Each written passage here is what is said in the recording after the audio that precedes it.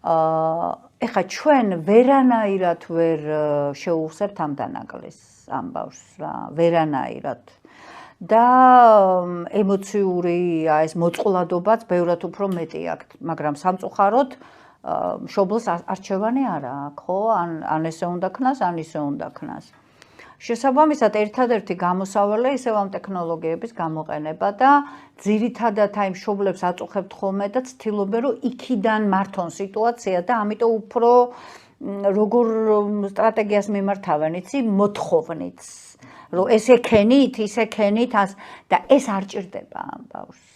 ამ ბავშვს ჭირდება გვერდზე არ აყავს მშობელი და იქიდან ჭირდება ემოციური მხარდაჭერა. და იმისი თანაგანცდა, რომ აი როგორ არის, რას გრძნობს და ჩვენ ესე ვეძახით ემოციური ვენტილაცია. ჩვენ უნდა გავახმოვანოთ ჩვენი შვილის ემოციები. ჩვენ ვიცით კარგად, რომ გვენატრებით, რომ ღამე შეიძლება ტირის, რომ შეიძლება ჩვენ არ გაბრაზებულია ზოგიერთი არ ელაპარაკება, აი მშობლს ბევრს უთქვავს მე ჩემთვის, რომ არ მოდის ეკრანთან. ვეუბნები, იმიტომ კი არა, რომ არ უყვარხარ. გაუსაძლისია ამ ბავშვისთვის.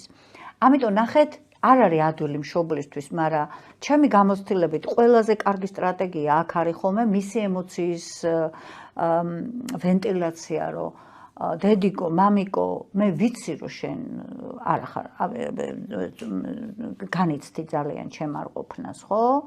და აი ეს მისი ეს ემოციები, რომ შეიძლება გაახმოვანოთ, ეს ძალიან ანუ ნახეთ რას ვეუბნებით ამით, რომ მე მესმის შენი. მე მესმის შენი, მაგრამ გამოუვალ სიტუაციაში ვართ ორივე. და ის რომ მე შენი მესმის, უკვე ნახევარი საქმე გაკეთებულია. აი ეს ძალიან შეიძლება არც მოერიდოთ იმისი, რომ ერთად შეიძლება წაიტიროს მშობელმა და ცდილობს, რომ არ იტიროს ბავშვთან, მაგრამ ერთად ემოციების გაზიარება უფრო უკეთესია, ვიდრე ამ ემოციების დამალვა. აი ეს არის ერთადერთი, რაც შეიძლება მით უმეტეს ონლაინ საშუალებები ბევრია და მამაც და დედაც შეიძლება აი ასე ემოციურ კავშირში იყოს თავის შვილთან. მთავარი აქ ემოციური კავშირია. ნახეთ, ძალიან მნიშვნელოვანია ეს ემოციური კავშირი. თუნდაც ონლაინ. ის რაც რეალურად, როცა ახლოს არის მშობელთან ბავშვი, მაშინაც შეიძლება არ ქონდეს ემოციური კავშირი. მაგრამ იქიდან მაინც შეიძლება, რომ აი ეს ემოციური კავშირი რაღაცნაირად შექმნა.